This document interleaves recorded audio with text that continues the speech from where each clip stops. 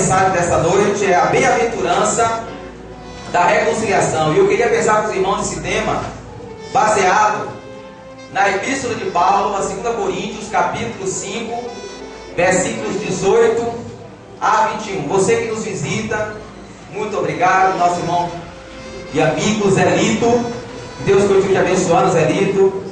Você que porventura não tem Bíblia, pode ficar à vontade, porque aqui nós vamos estar refletindo todos os textos que nós estaremos utilizando. 2 Coríntios, capítulo 5, versículo 18 a 21, que é o texto que nós vamos estar analisando nesta noite. O texto diz o seguinte: tudo isso provém de Deus, que nos reconciliou consigo mesmo por meio de Cristo e nos deu o ministério da reconciliação, ou seja, que Deus em Cristo estava reconciliando consigo o mundo, não levando em conta os pecados dos homens, e nos confiou a mensagem da reconciliação. Versículo 20: portanto, somos embaixadores de Cristo, como se Deus estivesse fazendo o seu apelo por nosso intermédio. Por amor a Cristo, lhe suplicamos, reconciliem-se com Deus. Deus tornou pecado por nós aquele que não tinha pecado, para que nele nos tornássemos justiça de Deus. Ok? Poder se assentar em nome de Jesus. Amados e queridos irmãos, eu acredito que a história da humanidade, ela pode ser resumida como a história das guerras, dos conflitos, das brigas, das tensões.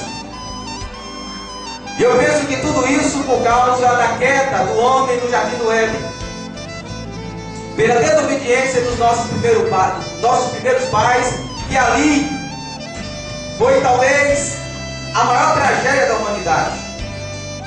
E a partir daquele momento, a partir daquele dia, o homem vai começar a ter conflito com Deus, porque ele vai perder a sua paz com Deus, ele vai perder seu relacionamento com Deus, a sua comunhão com Deus, ele vai entrar em conflito com Deus.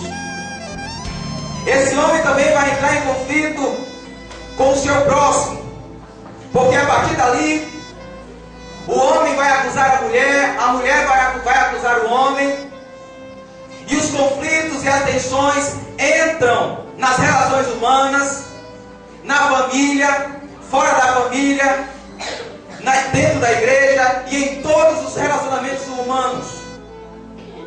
Mas o homem também entra em conflito com a própria natureza, porque o homem vai encarar a natureza outrora para venerá-la ou para destruí-la. E por último, o homem entra em conflito consigo mesmo. O homem é uma guerra civil ambulante. Ele está em conflito consigo mesmo. Ele é um ser contraditório. Ele é um ser paradoxal. O bem que ele quer fazer, ele não consegue fazer. E o mal que ele não quer fazer, é isso que ele faz. O homem está em conflito consigo mesmo. Mas o que eu acho bonito e o que eu acho maravilhoso é que Deus não deixou o homem nessa sua má sorte. Deus interveio de maneira especial, de maneira extraordinária, e através do seu Filho Jesus Cristo, Deus reconcilia o homem consigo mesmo. Deus traz o homem novamente para a sua comunhão.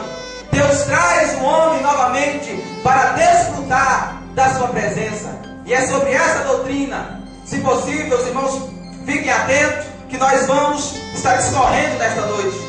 E a primeira verdade que Paulo nos ensina é que a reconciliação é uma necessidade do homem. Observe comigo o versículo 20, a parte B. Por amor a Cristo, lhe suplicamos, reconciliem-se com Deus. E a pergunta que fica, amados irmãos, por que a reconciliação é uma necessidade? Por que será que o homem precisa ser reconciliado com Deus? E eu encontrei duas respostas. Primeiro, porque o homem é um transgressor. Observe comigo o versículo 20, a parte B. Cristo estava reconciliando consigo o mundo, não levando em conta os pecados dos homens.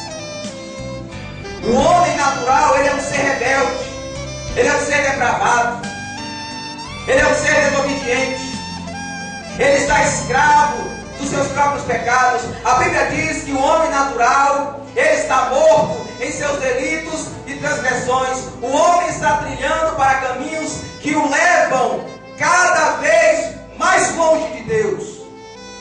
Não sei quantos aqui já tiveram a oportunidade de observar um quadro famoso e contei a imagem de dois caminhos: o caminho estreito, que conduz à vida eterna, e o caminho largo, que conduz à perdição eterna. Quando nós observamos esse quadro, nós podemos perceber que há um grupo de pessoas que estão antes do caminho, em dúvida, sem saber qual caminho escolher. E tem muita gente, irmãos, que gosta dessa posição intermediária, dessa posição em que você está em cima do muro, nessa posição neutra, como nós podemos dizer, amigo do Evangelho, ou simpático com o cristianismo. Pessoas que não tomaram a decisão nem para lá e nem para cá. Mas eu gostaria de dizer para você aqui nesta noite que essa posição intermediária não existe.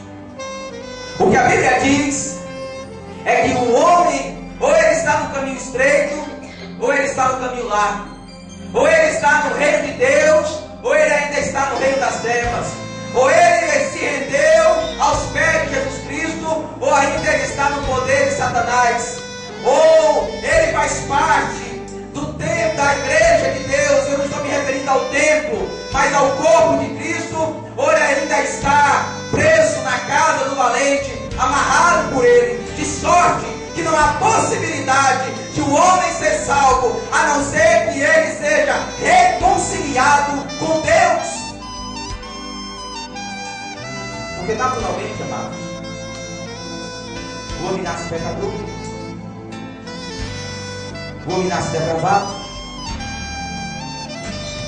e ele só pode entrar no reino de Deus se ele nascer de novo.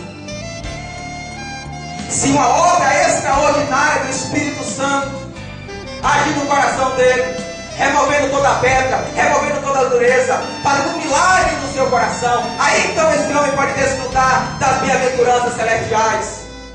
Porque o homem natural, ele está cego, ele está depravado, ele tem um coração duro, ele tem a alma engessada, ele tem um espírito cimentado, ele está resistente, ele é ignorante, ele não consegue discernir as coisas de Deus, ele não consegue compreender as coisas espirituais, ele está longe de Deus, ele está em pecado, ele está em delito, e o pecado o afasta de Deus, e para ele voltar até a comunhão com Deus, é preciso que ele se renda aos pés do Senhor, pedindo perdão pelos seus pecados, pedindo perdão pelas suas transgressões. Aí então ele será reconciliado com Deus. Mas em segundo lugar, por que o homem precisa ser reconciliado com Deus? Porque ele é inimigo de Deus. Observe o versículo 20. Deus em Cristo estava reconciliando consigo o mundo. Estava estudando esse texto com minha sobrinha Yasmin, e ela com a versão da bíblica da avó, que é uma versão um pouco diferente, e a gente meditando, bota a pergunta lá, pergunta cá, e eu perguntei, o que o texto está dizendo, Yasmin? E Yasmin, sabiamente, ela disse que o texto está dizendo é que Deus transformou pessoas inimigas em amigas dele. Entendeu? E o texto está dizendo que nós éramos inimigos de Deus. Nós somos inimigos. O homem natural é inimigo de Deus. O seu coração está embrutecido, está endurecido, e o leva sempre para longe de Deus. ele não busca a Deus, ele não quer se conformar à vontade de Deus, ele não tem anseio por Deus, ele não quer se conformar aos mandamentos de Deus, ele não tem anseio por Deus, ele não quer Deus, ele é inimigo de Deus. E Paulo entende isso muito bem quando ele escreve em Romanos capítulo 3, e olha só o que Paulo vai dizer: não há um justo sequer, não há um justo, nenhum sequer, não há ninguém que entenda, ninguém que busque a Deus. Todos se desviaram, tornaram-se justamente inúteis, não há ninguém que faça o bem, não há nenhum sequer, aos seus olhos é inútil temer a Deus. Olha só o que Paulo está descrevendo: o homem sem Cristo, o homem natural afastado de Deus. Ele não é justo, ele não entende, ele não busca a Deus, ele não consegue fazer o bem. Observe, irmãos, a pessoa pode até ser um bom cidadão, pagar suas contas, ter bons relacionamentos,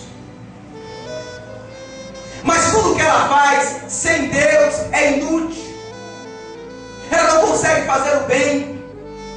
Pior do que isso, Paulo escreve dizendo: aos seus olhos é inútil temer a Deus. Não vale a pena temer a Deus, é perda de tempo temer a Deus. Esse homem está afastado de Deus. Por isso, você que nos visita, você que está aqui nesta noite, não há possibilidade. Se você não nasceu de novo, se você não passou pela experiência do novo nascimento, se você ainda não se rendeu aos pés do Senhor Jesus Cristo, se você ainda não se prostrou diante desse Deus maravilhoso, se o seu nome não ainda está escrito no livro da vida, é necessário que você nasça de novo, é necessário que você se reconcilie com Deus. Mas em segundo lugar, Paulo vai dizer que a reconciliação é uma obra exclusiva de Deus. Versículo 18 e 19. Tudo isso provém de Deus, que nos reconciliou consigo mesmo.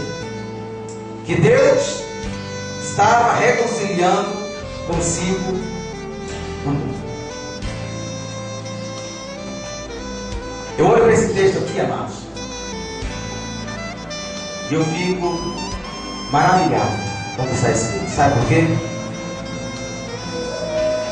Porque nas relações humanas,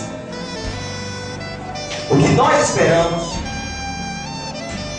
é que a pessoa que ofendeu deve procurar a pessoa ofendida e se reconciliar com ela. Quem cometeu a ofensa deve reconhecer o seu erro, procurar a pessoa ofendida e pedir perdão. Essa é a lógica nas relações humanas. Mas não é isso que acontece na relação do homem com Deus. Porque Deus é quem foi a pessoa ofendida. Deus que foi a pessoa utilizada e ultrajada pelo homem. Foi o homem que pecou contra Deus. Foi o homem quem se rebelou contra Deus. Foi o homem quem desobedeceu a Deus. Foi o homem quem transgrediu a lei de Deus. Foi o homem quem decidiu romper o seu relacionamento com Deus. Foi o homem quem decidiu viver uma vida de independência com relação a Deus. Foi a criatura que decidiu